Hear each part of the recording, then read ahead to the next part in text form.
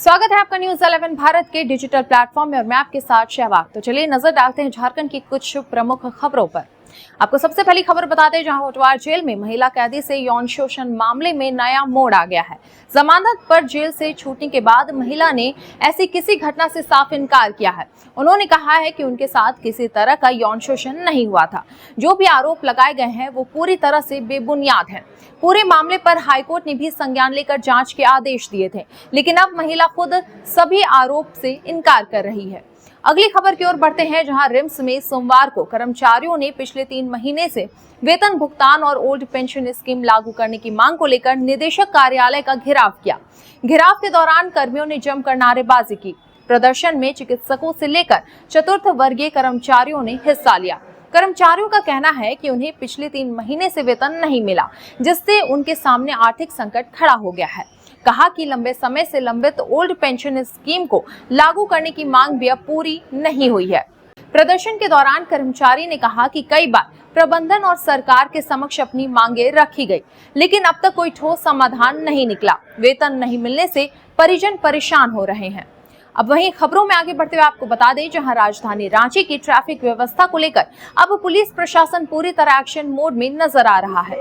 Ranchi SSP Rakesh Ranjan खुद सड़कों पर उतरे और शहर के प्रमुख चौक चौराहों का निरीक्षण कर यातायात व्यवस्था का जायजा लिया।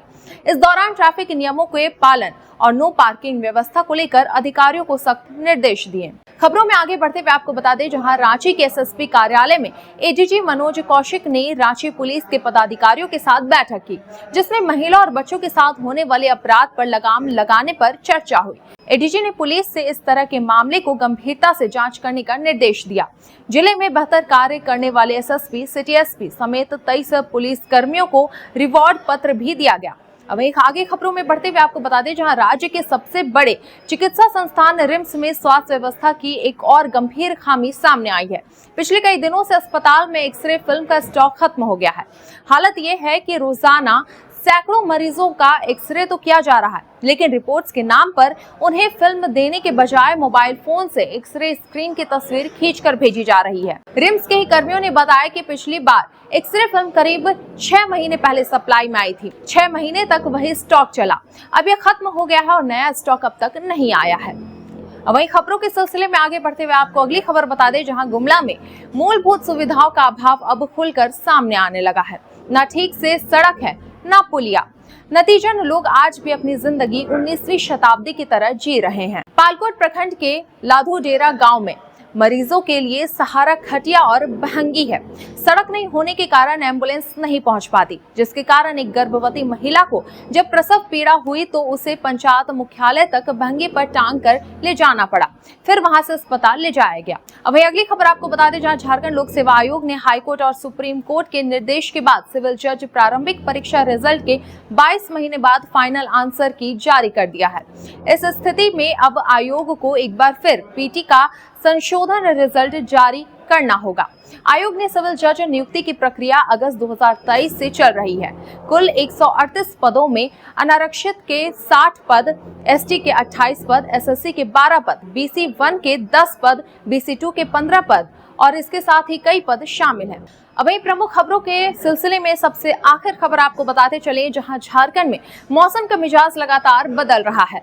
झारखंड में अगले 1 सप्ताह तक मौसम का मिजाज बदला हुआ रहने की संभावना है। सोमवार को झारखंड की राजधानी रांची के कई इलाकों में बारिश के साथ ओलावृष्टि हुई, जबकि राज्य के कई हिस्सों में गर्मी का असर बना रहा। मौसम विभाग के अनुसार अगले 3 दिनों तक झारखंड में कहीं तेज गर्मी तो कहीं मेघ गर्जन, तेज हवा और बारिश का दौर देखने को मिल सकता है।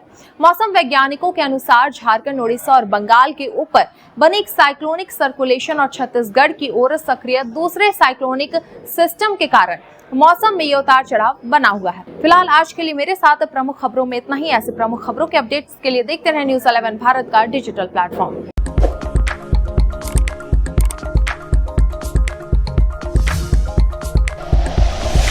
Like and share videos, subscribe करें हमारा चैनल और प्रेस करें बेल आइकॉन। न्यूज 11 भारत, सच है तो दिखेगा।